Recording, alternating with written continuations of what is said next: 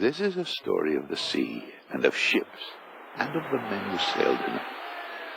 Wooden ships and iron men they were, billowing sails and frigates and running fast against the wind. Britannia ruled the waves with the British Royal Navy and her sailors. They were tough in those days, hard as ship's biscuits. Life on board was harsh.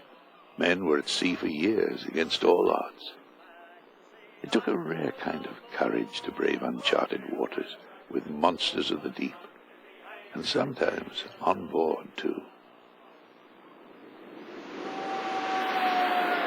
There was deprivation, disease, harsh discipline, and death at your elbow. It was more than a 9-to-5 job. Of course they got paid, but it wasn't what you and I would call a salary. Well, you might ask, why did so many stick it for so long? Love of the sea, perhaps. A desire for adventure, maybe. The answer lies partly in this bottle.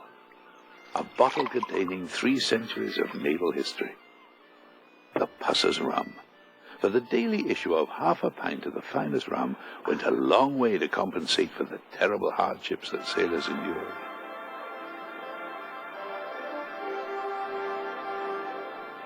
It all started around 1655 with the capture of Jamaica, when the Royal Navy started to issue rum to its men. Until then, beer had been the shipmates' drink on board, but with long voyages it often didn't keep well. Rum, however, did. It was easier to store, and its reviving powers were even more welcome than beer.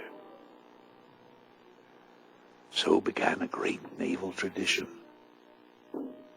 Twice a day, the daily ration or tot of rum was issued to seamen in a ceremony that lasted for the next 300 years. The rum was collected from the ship's stores, under the purser's control. As it was issued by him, it was called the purser's rum. But over time, the word purser was corrupted to purser, hence the name Pusser's rum. Originally, it was served neat, but half a pint of neat rum didn't make for good discipline on board ship, and in 1740, the tradition of mixing it with a quart of water to half a pint of rum started at the instigation of Admiral Vernon to prevent drunkenness on board. His nickname was Old Grog, from the grogram coat that he wore, and thus the watered-down rum became known as grog. It was so valuable a commodity on board ship that a drink from a mate's rum ration was a sign of great favor, worth more than money. In time, rum became a second currency, with a language of its own.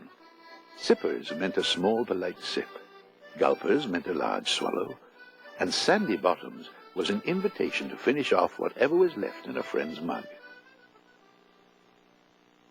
The daily tot continued through the 18th century, the 19th century, even through the 2 world wars of this century, right up until the 31st of July, 1970. Black Tot Day. On that day, the rum ration came to an end in the Royal Navy. It was the end of one tradition, but the beginning of another, because now the Pusser's rum is available again. But this time, not just to serving officers and men in the Royal Navy, but to all of us.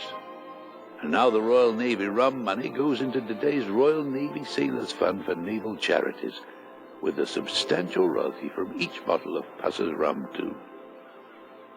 So the Pusser's rum continues a centuries-old tradition as the only rum prepared to exactly the same Admiralty recipe and standards as it always has been.